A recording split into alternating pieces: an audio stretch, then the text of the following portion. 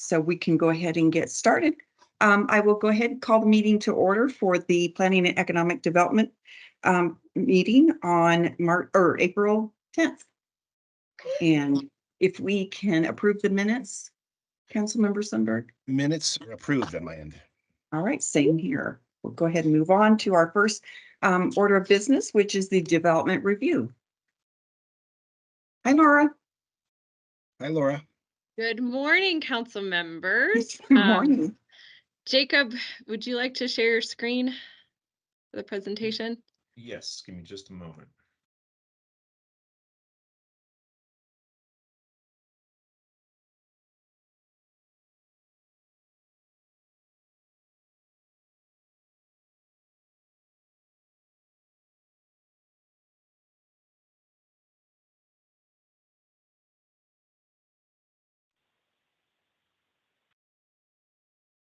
Are you seeing that, Laura?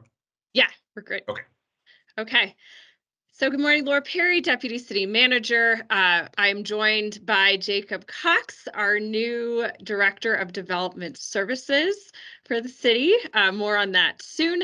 So today our agenda, if you go on to the next slide for me, Jacob, we'll be walking through our update on an organizational change that we've made to better support development review and our customers in doing business with the city. Jacob will be walking you through our development review report card, which will include metrics and an update on our workload on the development front. We'll also be going into greater detail on process improvements and the progress that we've made year to date.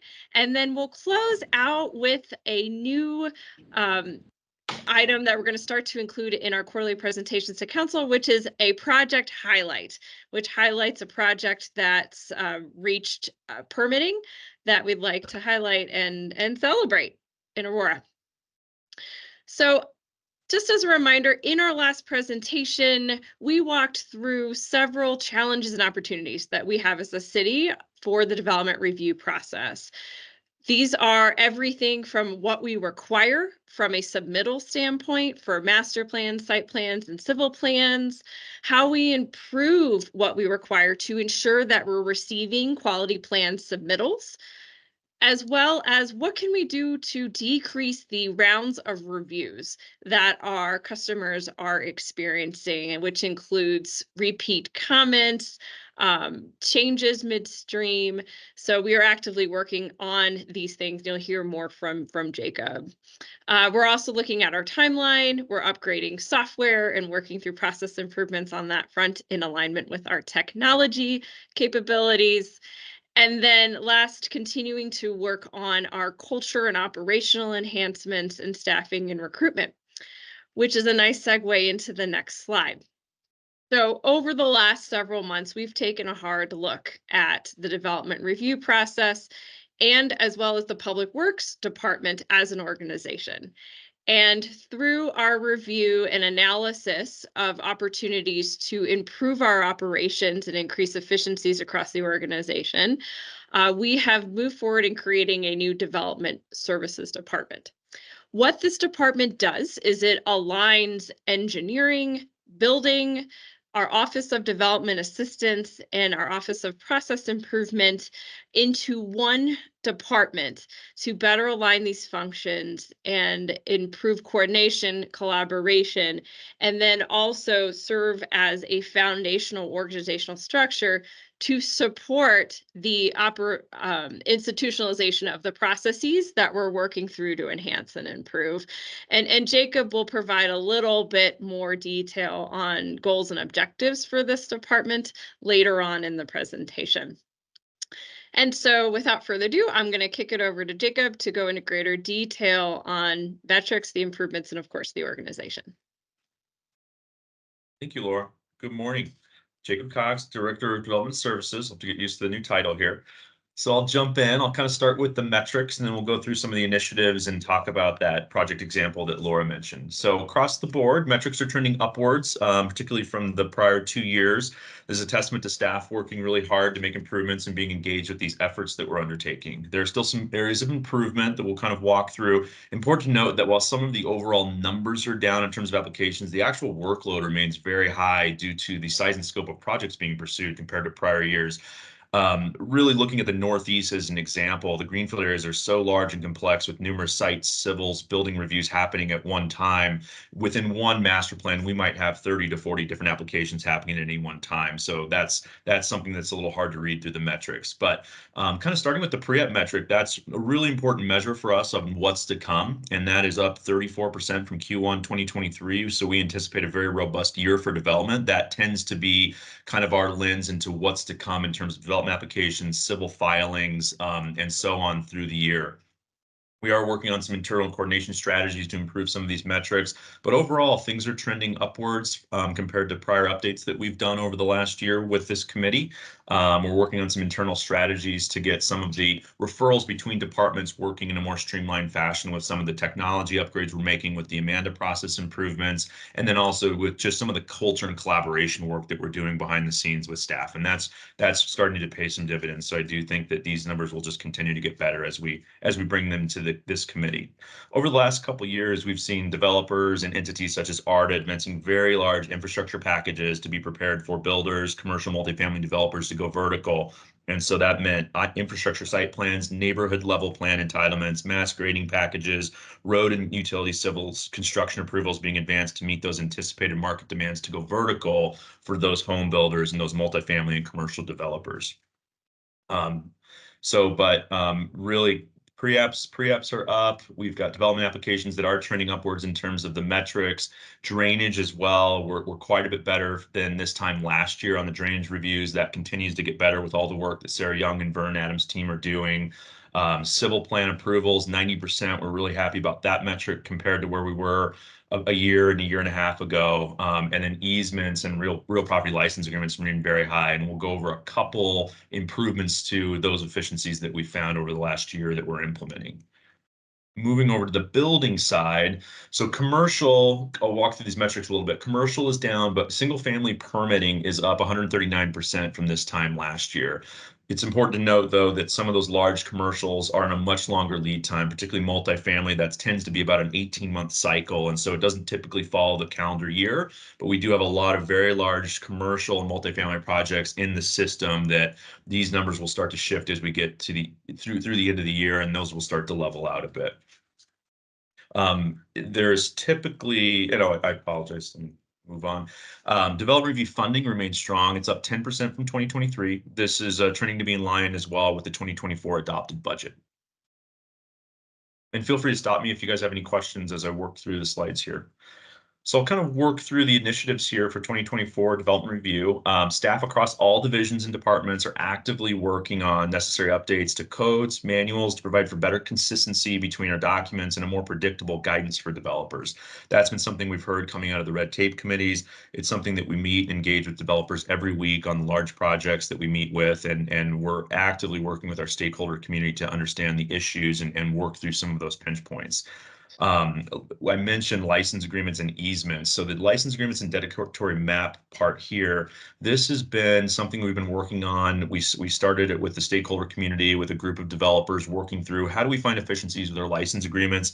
Through that process, we also identified that we were getting a lot of applications for easements, separate document easement processing, which was really bearing our real property review staff on the land development services side. So we worked out a couple different solutions. One being a terms and conditions document that we're going to record in all 3 counties. We've completed that effort now. That's something that we talked about over the last year of initiatives.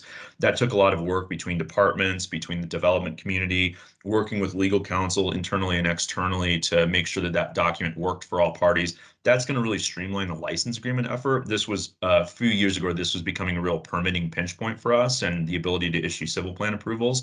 So we've really worked through that and found an efficient method to reduce the number of licenses that people need to do for sites. I think that will really help. The dedicatory map is going to consolidate the effort to not have so many separate documents. We're consolidating the ability for a large project. I'll use transport as the example of that. It's a 5,400-acre industrial development, and they were bringing in hundreds of acres of filings and not necessarily subdividing, but we still needed the easements for utility infrastructure pathways and access. And so we've got a mapping process where we can actually have them submit one document that consolidates those easements, and that really helps with our workload. It helps with the consultant and the developer side to get their plans reviewed more efficiently. Ongoing Amanda updates. We've got an aggressive sprint per business process type that we're actively working through. We've got that on a monthly schedule right now. So we've done the pre-application rollout. That was the start of the process, and then we're working forward now on fiber and small cell at the moment, and that will transition into the real property folders for license agreements and easements, and then we'll get into development applications, civil plans, into the building division, among other things. But those are the development review functions that are being implemented. So we anticipate a lot of changes in Amanda this year, and that will be a really positive effort both for city staff on a review efficiency standpoint and the development community and customer experience. Submittal requirements. We are actively working on initiatives in this area. So we have lots of meetings and workshops with developers, with the development community, our stakeholder groups internally to talk about performance and culture. And we're auditing our process overall, starting from master plan into infrastructure site plans, drainage reports, the level of detail required in each step of that process. So we're actively looking at those processes, finding efficiencies, and looking for opportunities to pilot projects. Yep. Councilmember? Just real quick. When did you say Amanda would be fully done? Laura, do you have a date on their full anticipated? I don't. I can get back to you on that. Okay, thanks. Yeah, I think we're shooting for later this year, but we'll get you a date. Yeah. And in terms of these development review initiatives, so we've started with the master plan process, and this is coming from commentary that we receive from developers every day, from those large workshop meetings to JTF to our development review advisory board, and just issues that we run into as we work through project issues every day with the team. We're actively engaged with working through how can we make our master plan process more efficient, particularly because most of the Northeast greenfield areas now are entitled with master plans. If you look at our map layer on our property info map and you turn on that master plan layer, most land is covered within a master plan in the city. So what we're looking at is parameters for amendments. And if somebody wants to come in and amend those guiding documents, we don't want to have to open up an entire can of worms if we can really focus on, are you just updating utility infrastructure requirements or design standards, whatever it may be. The city's actively engaged with the right level of detail at the right time in the process for both the city staff from an entitlement standpoint and the developers to give them the market needs that they have to go transact properties. And so we're looking for ultimate flexibility of those master documents as a guidance document. That in turn is informing how we approach site plans, infrastructure site plans, neighborhood level plans, the work that, for example, SORIA and ARDA as transportation authorities are doing. That's a little bit different than a developer going vertical. So the one thing that we've identified in this effort is that for 20 years or more, we've had a very one-size-fits-all solution in our development process. That does not work anymore. We have very vastly different projects in terms of size, scope, context regionally, in terms of infrastructure, where it's located, what they're doing. So the way we approach an infill project by Stanley Marketplace is vastly different than the Aurora Highlands building 500 lots. And so we're very aware of that. We're actively working with the development community to remedy that, come up with a palette of options based on the context. The big goal here that we've been working on in the last couple months is refining our approach for infrastructure site plans. This has been, quite frankly, a major complaint for inefficiency in our process from the development community over the last several years.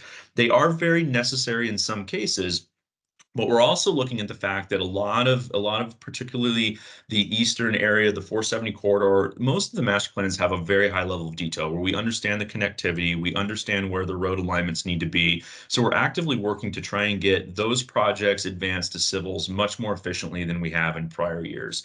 That comes down to the preliminary drainage report approach, landscaping, how we review landscaping, how we review for connectivity. That's something that all departments across the city are very concerned about.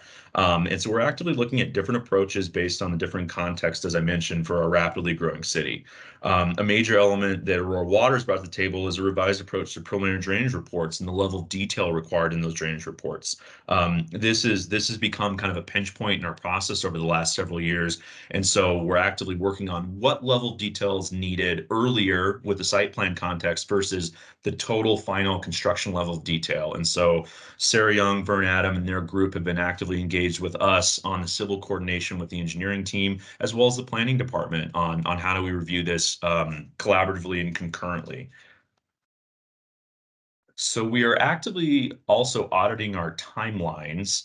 We're actually starting with the civils, looking at the civils right now, and that will then kind of inform how we approach the development application timelines and others. But we're looking how we allocate, particularly those supervisor reviews earlier in the process. It's something that we've talked about for a while, that part of what was happening in our view is that some of those supervisor comments were jumping in much too late, and that was something we were hearing from the development community. So we're trying to plug in enough time and efficiency to make sure that solid reviews are happening very early, so it's more transparent, more predictable, and comments trickle down. If things are not changing, we should be able to get these projects through the system in a much more efficient pattern than we've seen in prior years. So we're actively working on that and reaching out to the development community to seek their opinion and their guidance.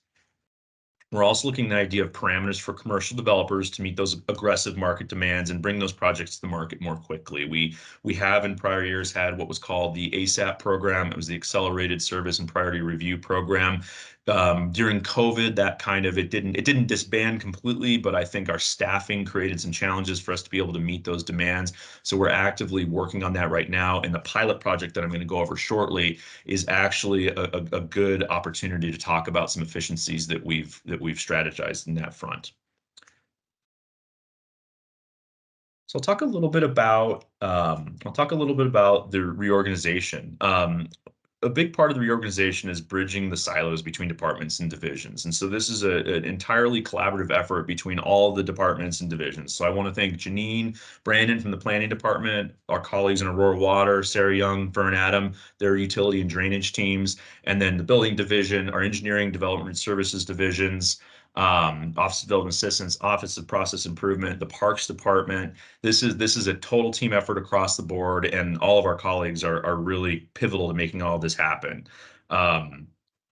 This team is a great group of working professionals and working very hard behind the scenes to really react to the things that we've heard and some of the challenges that we've seen. And I'm really starting to feel things change in the development community. And I hope that they feel the same way. But it's a long-ranging effort, and we're starting to really see the dividends there.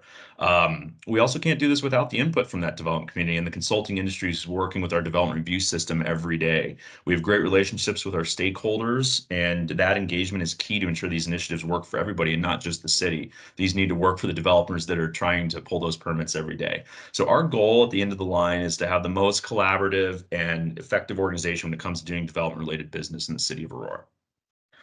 So I will go into, as Laura mentioned, we've got kind of a new approach to these. We want to highlight a project every quarter about a big project that's taken place in the prior quarter. So I want to talk about the Food Bank of the Rockies facility. This was recently permitted. We met late summer of 2023 with the food bank team and the Majestic Commerce Center reps. This is a 230,000 square foot facility. This was a very aggressive schedule that they presented to the city in the summer timeframe, and their engineering team had a lot of work to do to put the drawing set together really quickly to meet the demands. We were given an April 1st hard deadline for some financing constraints that they had. And so we actively kind of put our heads together to figure out, with all these initiatives, this was very early in the city kind of looking at these initiatives that we were working through, but we wanted to figure out how we could pilot this and learn from it and also apply these strategies to the bigger projects that we're dealing with. And so this is a large project, but this is one single site inside of an existing industrial development. So we worked very collaboratively with their design team, with the developer, with the Food Bank of the Rockies, and we received very proactive proactive quality submittals. That was really key to this. But the city staff was also very transparent, very predictable in terms of our timelines. And it's worth noting that this followed our normal standard timeline.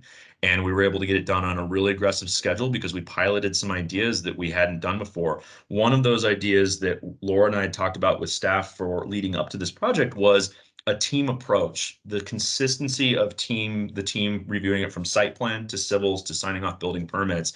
And we're starting to try to implement that the best we can. Sometimes it's not entirely possible based on how the larger filings come in the door in the greenfield residential master plan areas. But we feel like this is a very viable approach for particularly these commercial projects. And that will be key to what we're talking about on having a more pad site ready approach to consistent approaches to the commercial multifamily developments, also affordable housing. We're doing something similar on affordable housing projects. It's worth noting.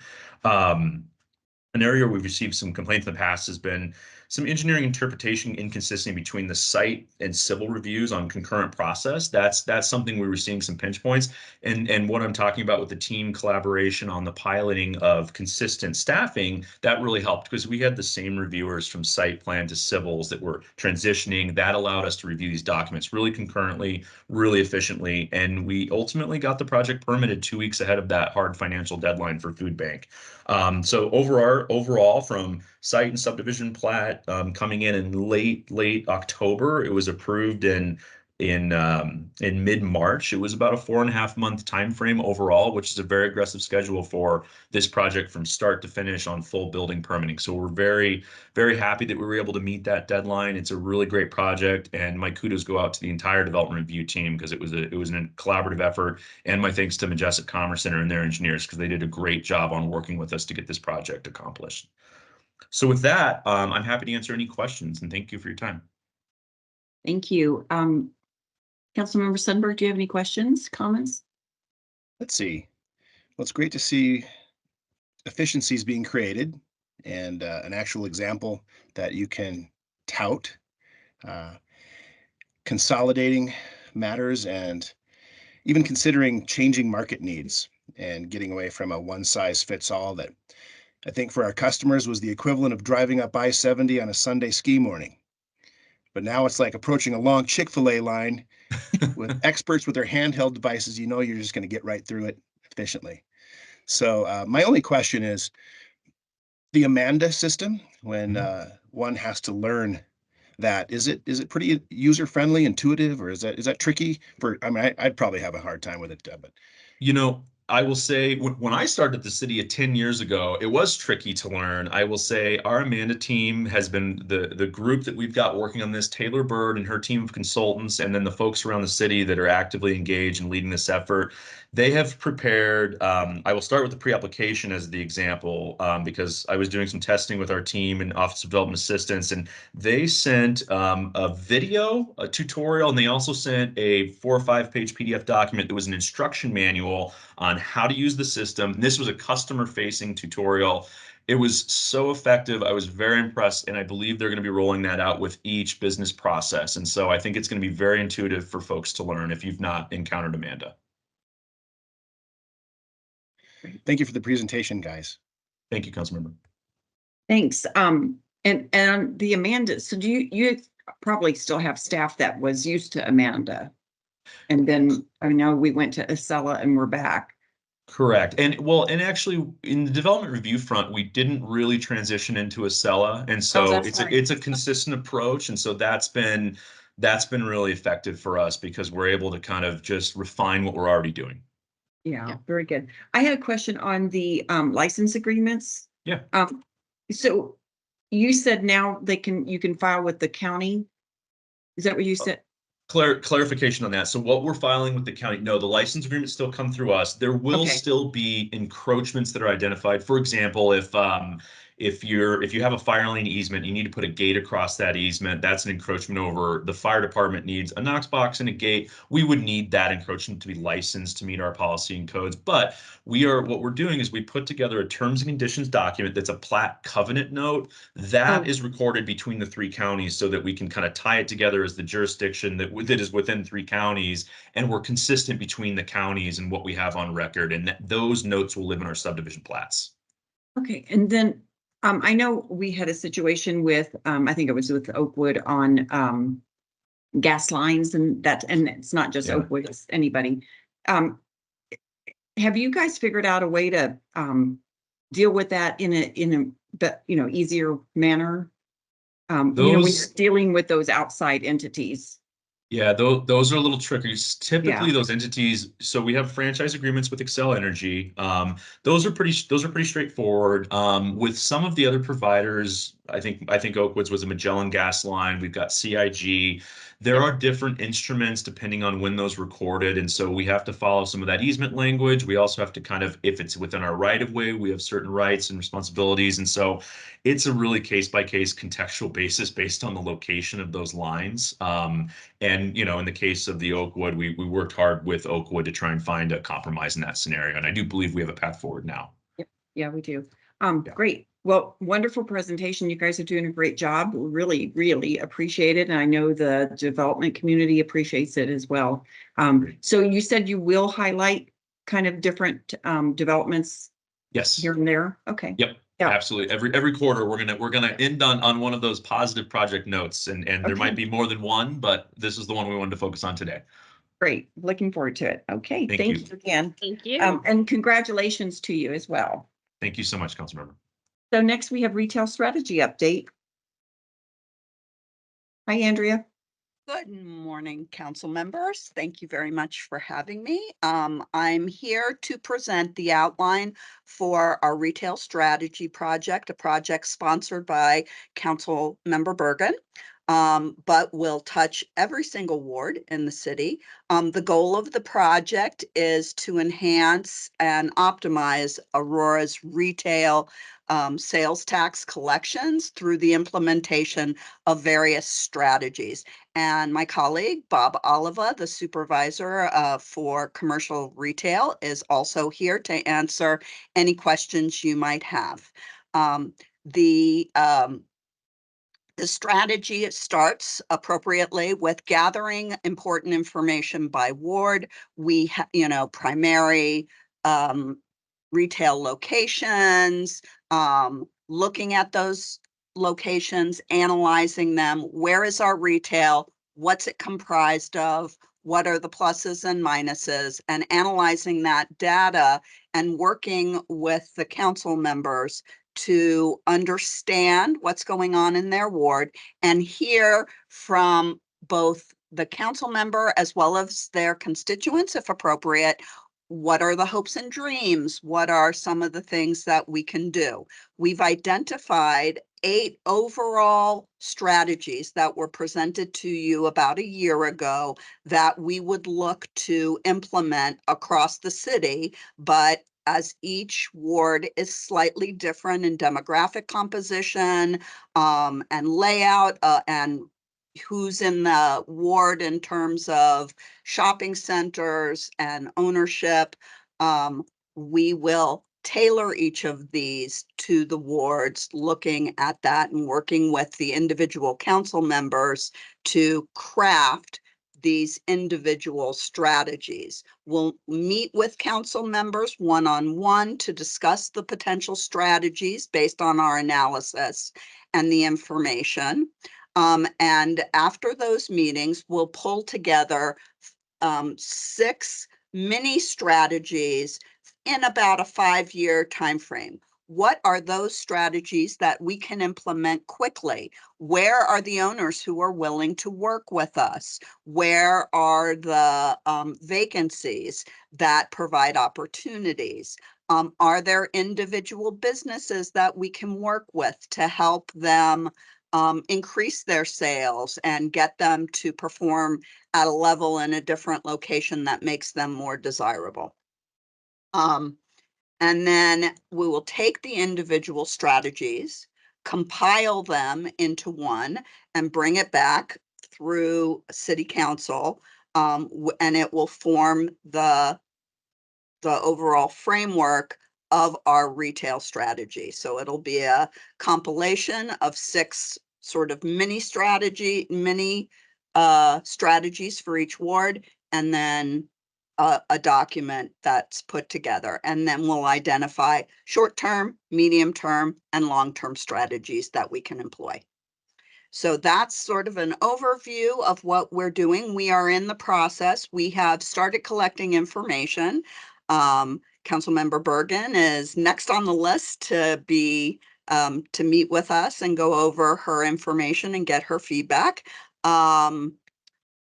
It will take, I suspect, approximately overall 12 to 18 months to implement this, because we are doing a number of one-on-ones. And if, for example, a council member wants us to meet with, members of their constituencies to hear additional input, we're happy to do so. So I would think that we would be back sometime next year with the overall strategy, presenting it to PED and taking it through the council approval process. One have any question. questions? Yeah, I know it's going to take a while to have it fully, implemented, I guess. But if there are many strategies in between, it doesn't mean you're going to wait 12 to 18 No. months. Right. Absolutely not. So as I indicated earlier, what we would plan to do is work with the council members and identify those short-term strategies that we can start working on right away. Yeah. Right away. Right. And so, you all know from a development standpoint, there's a process and it takes a little bit of time to go through those. We'd need to contact owners. We're going to ICSC this year again.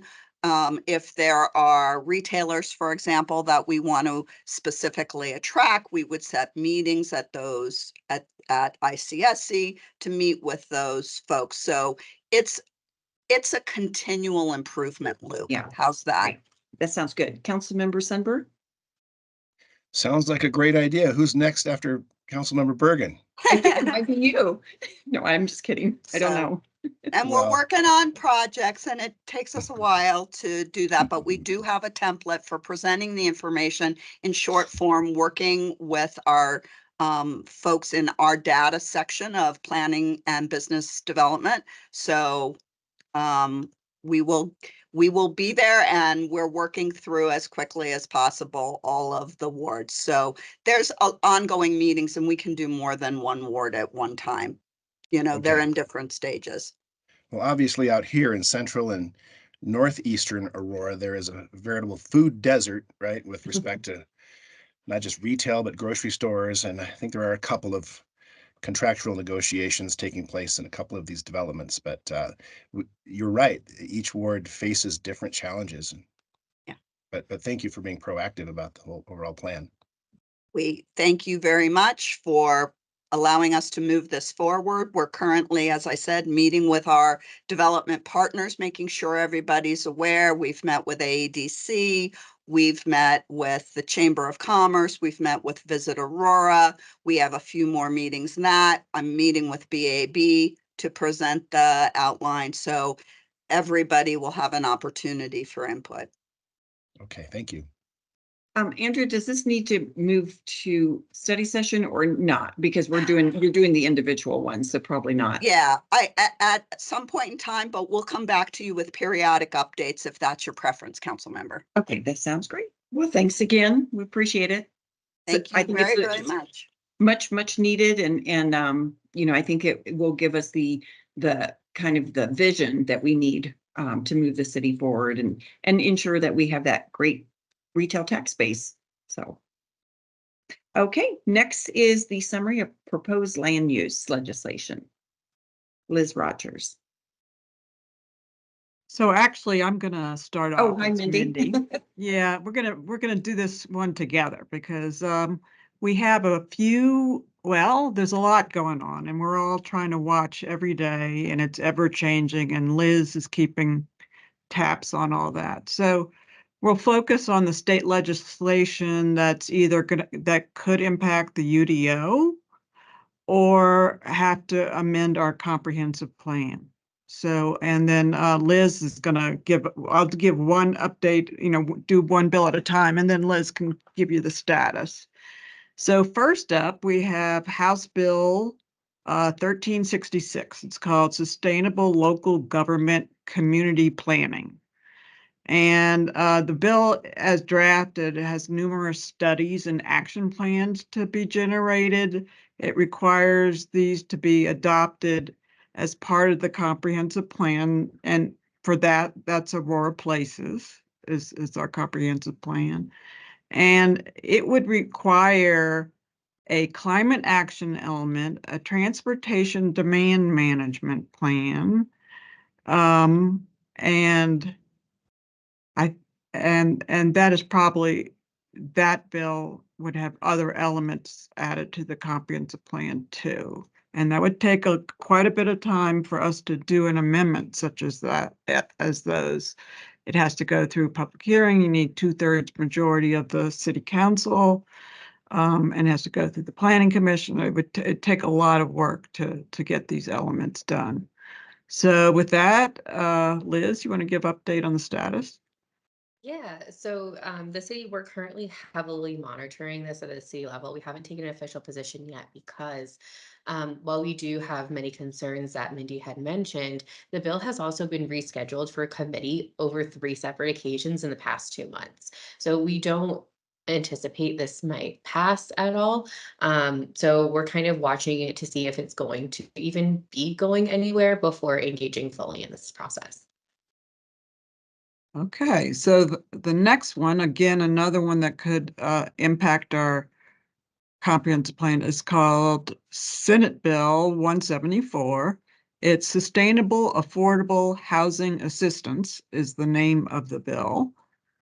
This bill requires a housing needs assessment, a housing action plan, a strategic growth element with a water element, a building site analysis, which defines infrastructure needs and transportation and facility needs. And an odd added on component to it is it's trying to restrict HOAs from prohibiting ADUs. And we have a separate bill about ADUs. So Liz, you want to give an update on that one? Yes, so if you are not aware, this is CML's initiated legislation that they've been working on with municipalities. They've held several stakeholder meetings where the city has given feedback on this bill. We don't have an official position because yesterday it was heard in the House and Local Government Committee where 7 amendments were passed on this. We fully anticipated the bill would be heavily amended. So as we are continuing to review what the amendments would do to the bill, we anticipate we'll take a position in either at the next advisory meeting or the one after that.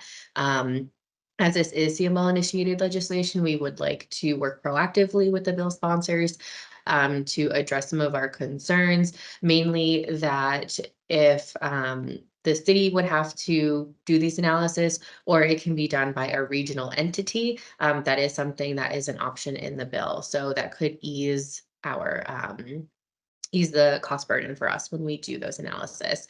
As I mentioned, 7 amendments passed yesterday. Some of them are pretty lengthy. So we're still working on our analysis on determining what the new impacts of the bill would be with these changes. Okay. So next up, we're going to. I'm sorry, can I ask a question on the fact that we're not taking positions? I get it that they're doing amendments, but so we're not giving input on the amendment, like what we want? We are giving input to CML directly. So 174 is CML's legislation that they are sponsoring and running. So CML has held stakeholder sessions with municipalities where we are able to give input on drafts of the bill and things that the bill introduced. So when they did introduce the bill, we knew that there were going to be a multitude of amendments that had come forward, working to address the concerns that we've brought forward to them. Okay, and just so I understand, so the one that CML is sponsoring is to allow HOAs to restrict ADUs, right? That's just one small component of it. It's yeah. Mm-hmm. That's actually at the very bottom. It was a little Oh, is it? Okay. add-on. the biggest part is that all those assessments and water and Right. transportation, all And that who's gonna stuff. pay for them? Okay, got it. Right, Thank yeah. you. Sorry. Yeah, that's a, yeah. These will keep us employed. Um, and then next is going to the UDO. Okay, the first up is House Bill 1304. It's called Minimum Parking Requirements. This bill prohibits a municipality from enforcing minimum parking requirements. Except for persons with disabilities. It allows for vehicle charging stations like that. And we have to submit a report to the Department of Local Affairs. So we can't, it doesn't say we can't have it in the code. It says we can't enforce it. Sure. So, with that, Liz. Yeah, this is another really interesting one. The city does have an official opposed position on this legislation. Previously, it was heard in committee and passed on a vote to 8-3. We did do some testimony in opposition of this legislation. Fortunately, it passed anyway. It's currently waiting to be heard in House Appropriations. There are a lot of things waiting in appropriations just to be candid about it because of the budgetary process. So a lot of things are on pause right now. Wow. Okay, does anybody have any questions on that? Other than that, okay. Next up is House Bill 1152, which is our accessory dwelling units one. This one requires a jurisdiction to allow, subject to administrative approval process only, one accessory dwelling unit as an accessory use citywide for any single family home. So these can be attached, you can do an addition, or it can be a detached. You'd have to have the room to do it. If you don't have room to add it in your yard, you could still do it internal within the unit. So, but it's saying it has to be done. It's administrative. In other words, you can't have a public hearing about it. Wow. So, And again, so no metro district, no HOA could can't prohibit them. deny Yeah, it. right. So Exactly. people that purchased their home in a neighborhood thinking it was gonna look a certain way could have it completely changed. Yeah, and you also, they don't want us to require parking spaces for it. Oh, so where do they park? They can provide it if they want to provide it. But I guess it would be like your kid living in your house. They'd park on the street, I guess. Depending on how Thanks. big your parking lot is, your space. Any questions from Councilmember Sundberg on this one or any of the others? Sorry. Will we still have a degree of home rule in a couple of years? Maybe. Sorry. Just to update on where this is right now. So the city position is an amend for this bill. It's currently also waiting to be heard in House Appropriations. The city have been actively engaging in seeking amendments to address the parking issue, owner occupancy restrictions, as well as some arduous reporting requirements. Okay. So the big one is next. This is, yeah, you have a question anyway? Okay. So it is House Bill 1313. This was 213 last year. It's called Housing and Transit Oriented Communities. Okay, it's extremely complex. We have a graphic we think that we can share. Daniel, I might have him share that on his screen, Daniel Krasnowski. But the bill is, well, okay, let me start. It's basically, the areas are impacted are any light rail station, okay, and the quarter mile around that, okay? And any bus route that has 15-minute service and a quarter mile around those. As explained to us, it's all about zoning capacity, not that you would have to build a certain amount, but it's allowing a certain zoning capacity. Here, Daniel has tried to illustrate this. The different colors here are the different zoning classifications existing. I can say that, and one other component, you have to allow 40 dwelling per units within these circles. So that's a high density development. And so basically we might have to rezone some properties. And it also requires, again, an administrative approval for any multifamily less than 5 acres. And a lot of our multifamily developments are about, are less than 5 acres. So, and so, yeah, that's a good way of showing it. So we'd have to rezone these areas and be ready for the development. We also are we're better off than most jurisdictions because a lot of them did not do their transit-oriented development around these stations. We also were lucky along Colfax. We had just cleaned up the zoning there. We allow for a lot of unlimited heights. We don't really do dwelling units per acre anymore. We used to in the old code. But so by allowing unlimited height in these areas, you could easily meet these requirements. There are concerns about impacts to single family residential. And if you, on these maps that Daniel's showing, single family residential is primarily yellow areas. So it was a huge exercise for us to even understand the bill. And then we have to apply it, and we're going to have to educate. We would have to educate the community. If we do rezonings, we're going to have to go out to the public and try to explain this to them.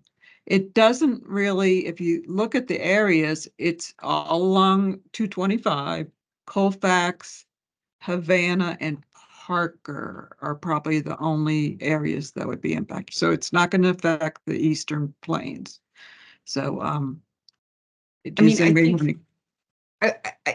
think for the most part, like you said, we've kind of already adjusted our zoning, but I think the big part, like you said, is if it's administratively approved with no conditions and no public hearing, right? Right. I mean, there's no neighborhood input, basically. We do, when we get site plans in, even if it's administrative, we send it out to people and they can give us written comments, but we don't have a public hearing. Okay, but the impact to us if it passes is possibly having to rezone some of those areas. Yeah, we'll probably have to clean up zoning around these areas, yeah. And Liz, you want to give the update on that one? Yeah, so we did do an official opposed position on this legislation. It did pass out of committee, which is no surprise, and it's currently waiting to be heard in House Appropriations. So we do expect to see a lot more changes to this legislation once it does get to the Senate, which is what we anticipate. Of course, everything is hindering on the budget process right now and the limited amount of funding that the state has.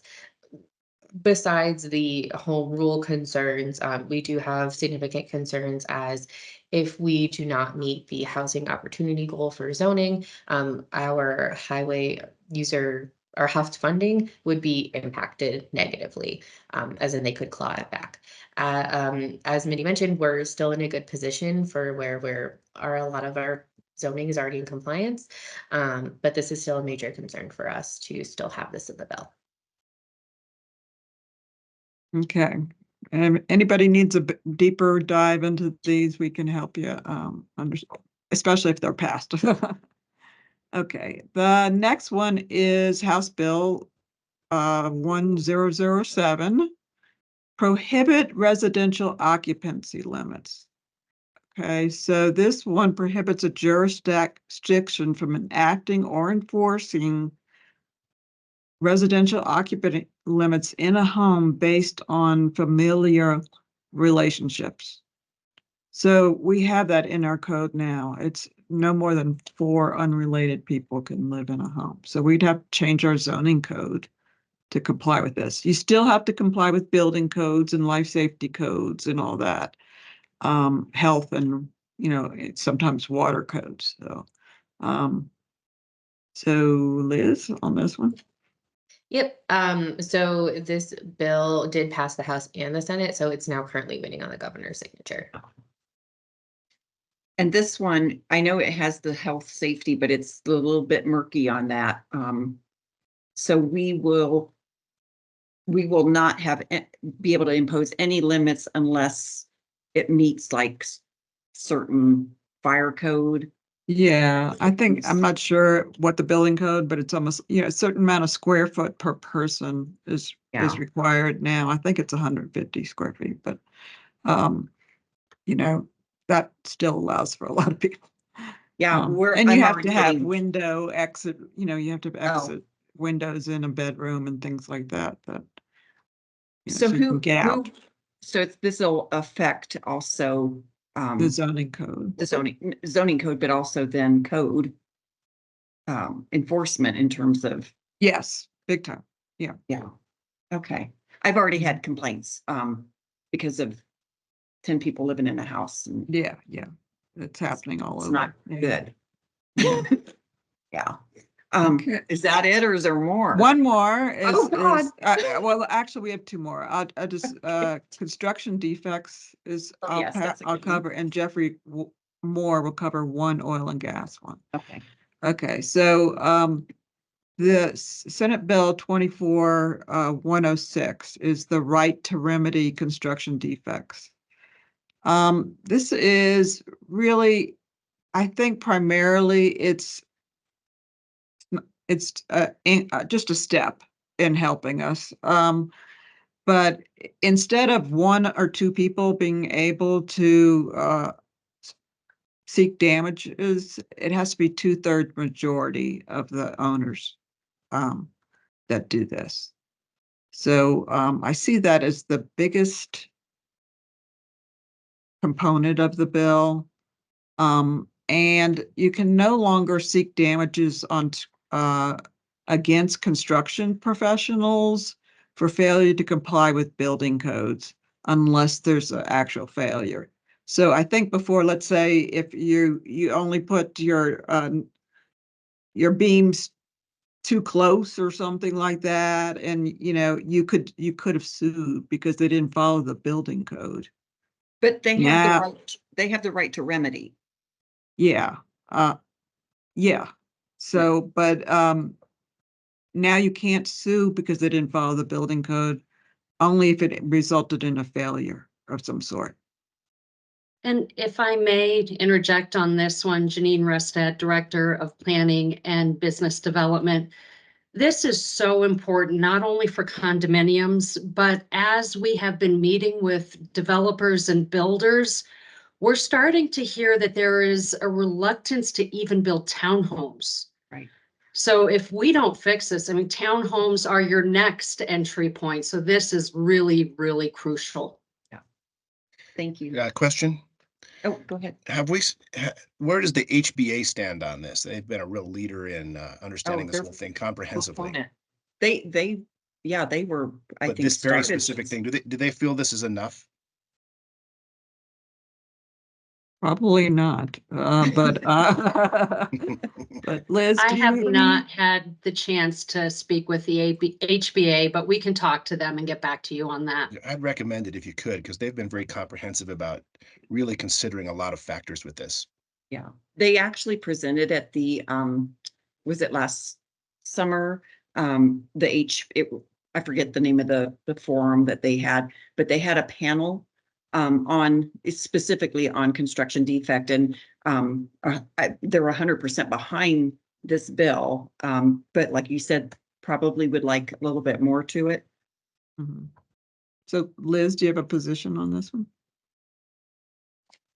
Yes, so the city is in support of this bill. The mayor had gone down to do some testimony and press work on this one. It was heard in committee. It recently passed out of committee with some amendments to it, which the bill sponsors are happy with and we don't have any concerns about. It's currently actually scheduled for Senate floor work today.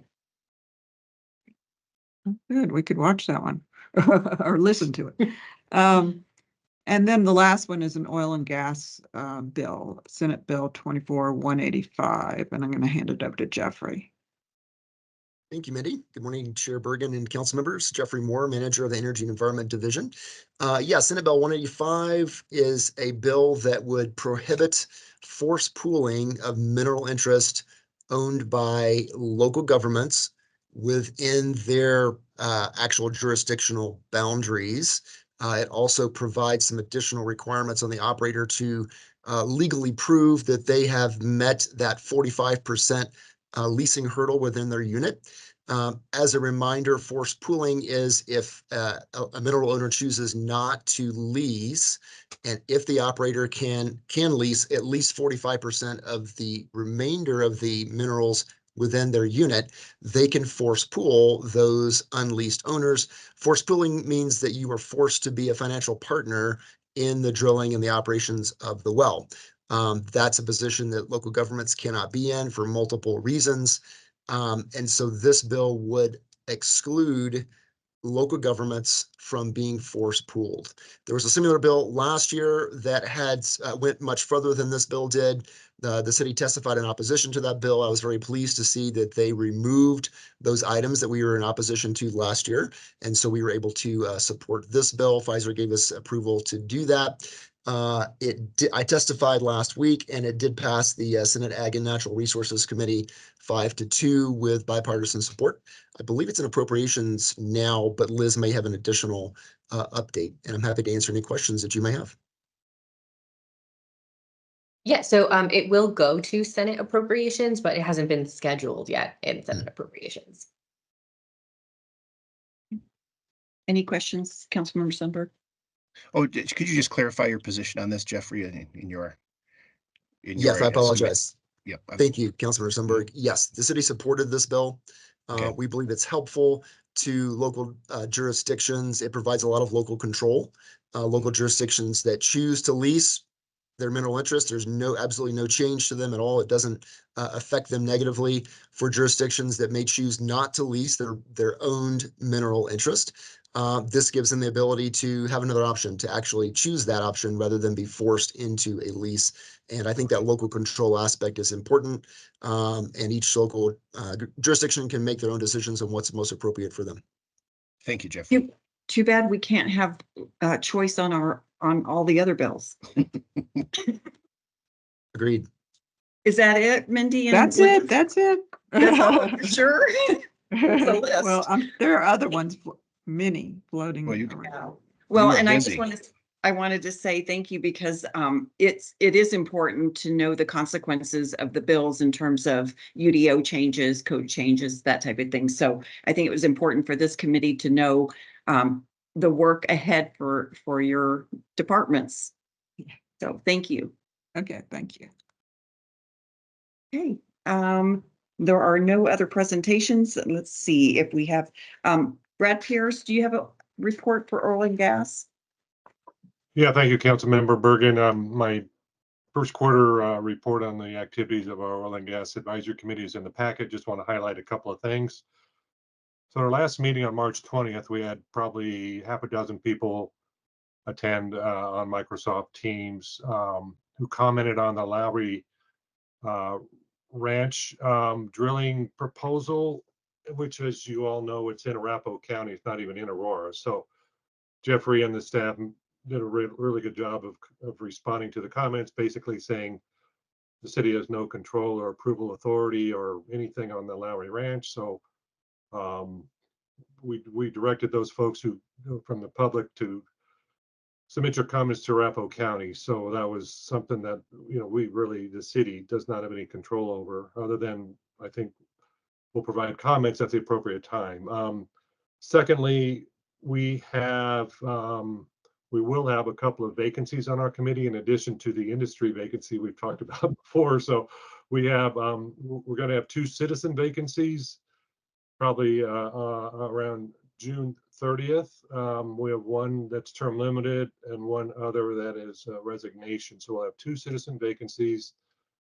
The thought process there to fill those vacancies is to interview the applicants at our May 15th meeting, because looking at the council calendar, we wanted to have it in front of council study session and a formal agenda in time for the appointments to be made by June 30th. So we're going to advertise, and staff and the communications and Jeffrey can help advertise the vacancy on the 2 citizen committee, 2 citizen vacancies. So just wanted to highlight that as well. And Jeffrey, I don't know if you have anything to add on those, but anyway, that is my report. So thank you very much.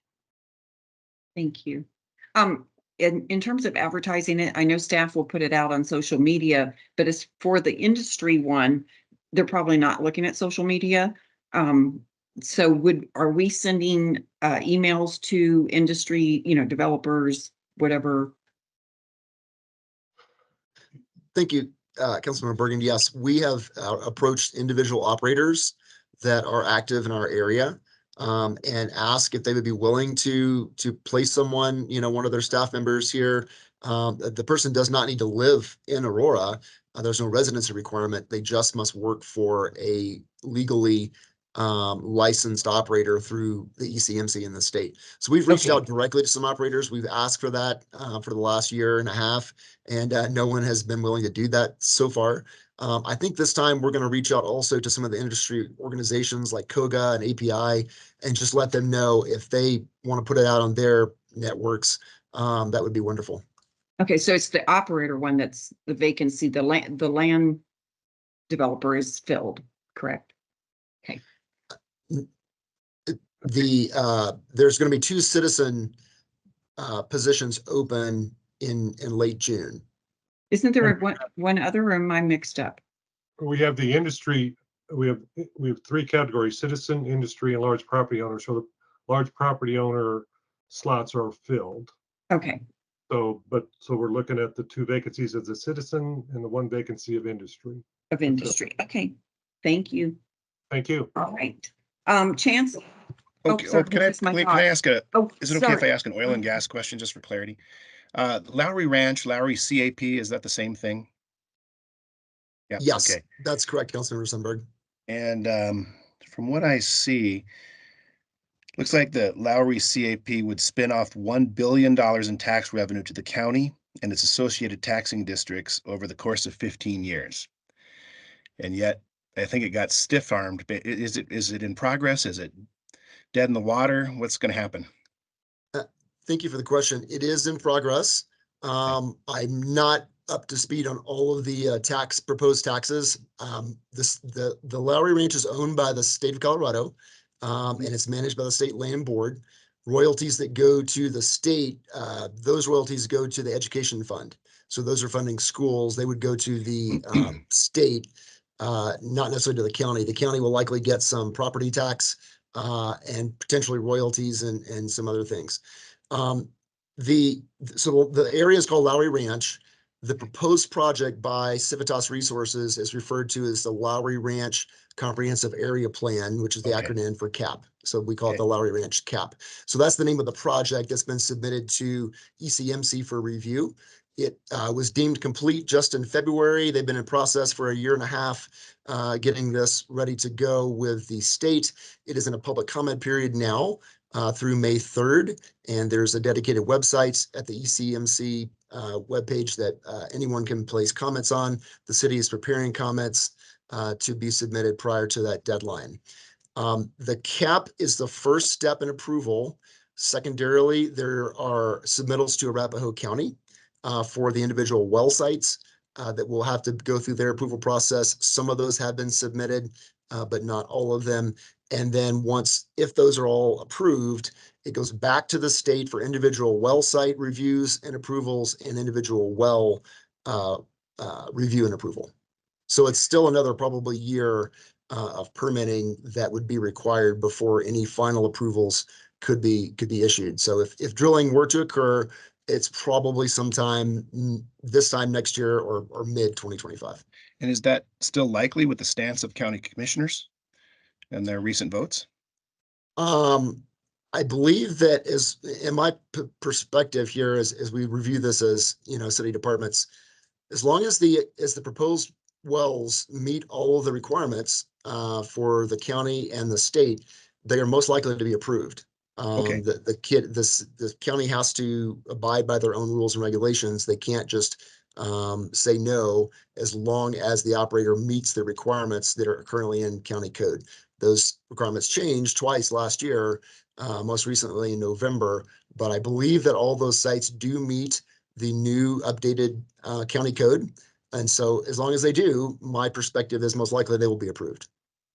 Gotcha. I was just looking at something that would indicate Aurora Public Schools would get $42 million, Cherry Creek, $75 million. Arapahoe County, cash-strapped Arapahoe County, $32 million. So just want to put that out there. Thank you. Yeah, and I was welcome. going to add on that because it has been a big issue for me in Ward 6 because it is literally adjacent to us. Jeffrey, you've done a great job and we appreciate all the work on it.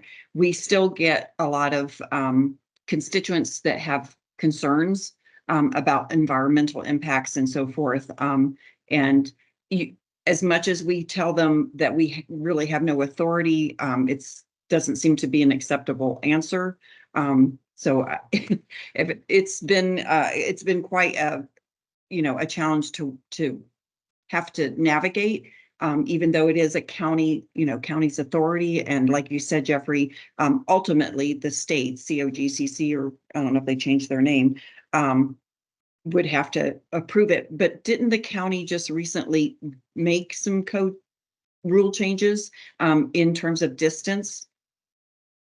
Yes, that's correct. They made 2 changes to their code last year.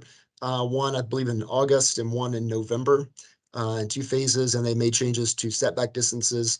I know they require I believe it's a 3,000-foot setback from residences. Yeah.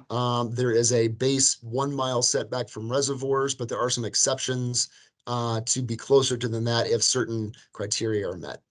So since they have made those rule changes on the setbacks, the state has to accept that, right?